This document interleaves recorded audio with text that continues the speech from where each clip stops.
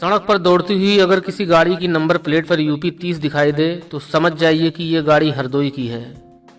ये वही हरदोई है जिसका प्राचीन इतिहास और पौराणिक महत्व तमाम पर्यटकों को यहाँ आने के लिए विवश कर देता है।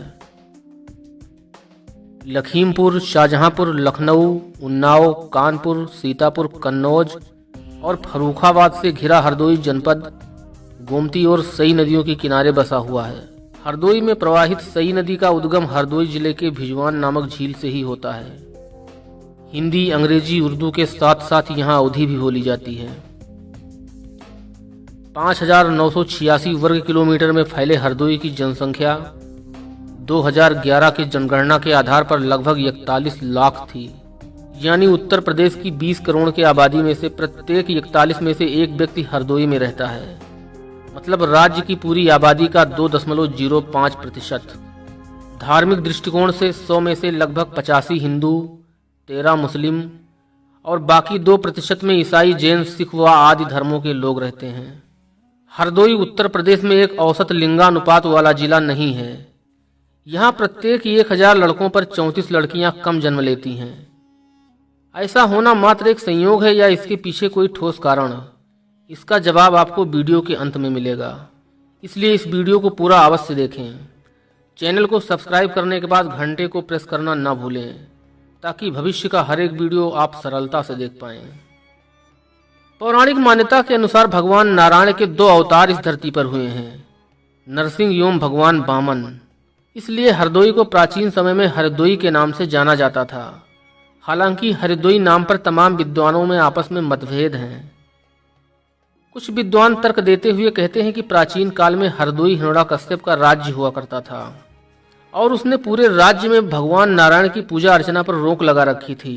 हिरण्याकश्यप स्वयं को ही भगवान मानता था, अतः राज्य के सारे लोग डर से उसी की पूजा किया करते थे। उसने अपने राज्य का नाम हरिद्रोही रख दिया था और लोगों को चेतावनी दे रखी थी कि जो भी नारायण की पूजा करेगा उसको कठोर सजाएं दी जाएंगी। इसलिए उसने अपने ही पुत्र प्रहलाद को नारायण की पूजा करने पर कठोर से कठोर यातनाएं दी। भगवान नारायण ने नरसिंह का अवतार लेकर अत्याचारी, घमंडी और हरिद्रोही हिरण्याकश्यप का वध किया। अतः कुछ विद्वान हरदोई का प्राचीन नाम हरिद्रोही ही मानते हैं। दोस्तों, आपको क्या लगता है हरदोई का प्राचीन नाम क्या रहा होगा, हरिदोई या हरिद्रोही? कमेंट बॉक्स में जाकर अपनी राय अवश्य दें। मध्यकाल में भारत पर विदेशी आक्रमण जब शुरू हुए तब महमूद गजनवी के भतीजे सैयद सालार मसूद गाजी का पहला आक्रमण हरदोई पर हुआ था और इसने बिलग्राम को अपने अधिकार में कर लिया था। हालांकि सैयद सालार ज्यादा सफल नहीं हुआ और बिलग्राम छोड़कर आगे बढ़ गया था और बहराइच के युद्ध में 1033 ईस्वी में महाराजा सुहेलदेव के हाथों मारा गया था। 1206 ईस्वी में दिल्ली पर पूरी तरह विदेशी मुस्लिमों का अधिकार हो गया था। इस समय भारत के छोटे छोटे राज्य दिल्ली सल्तनत के अधीन हो गए थे। इसमें हरदोई भी शामिल था।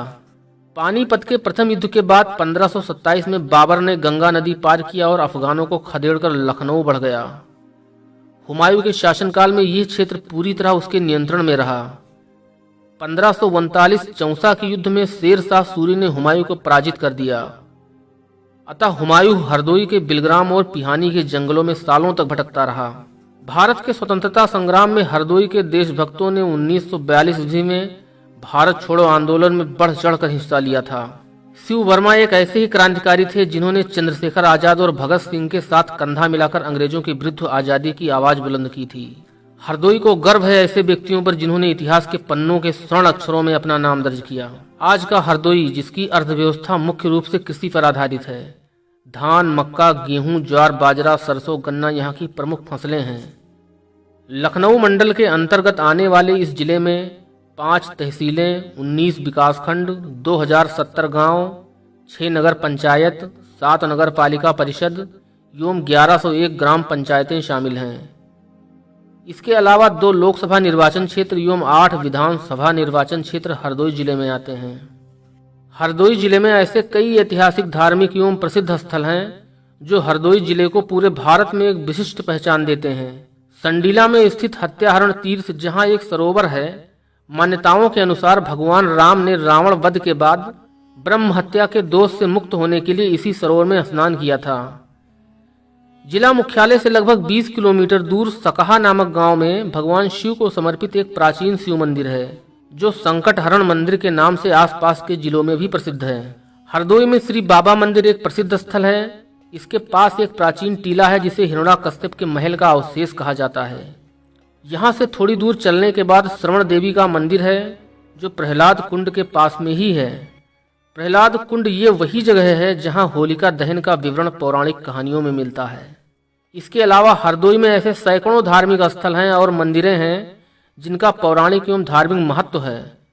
घंटाघर विक्टोरिया हॉल, राजा नरपत सिंह स्मारक माधोगंज, नवाब दलेर खान का मकबरा, रौजा सदर पिहानी आदि ऐतिहासिक स्थान हरदोई जिले को एक पर्यटन स्थान के रूप में प्रसिद्ध करते हैं।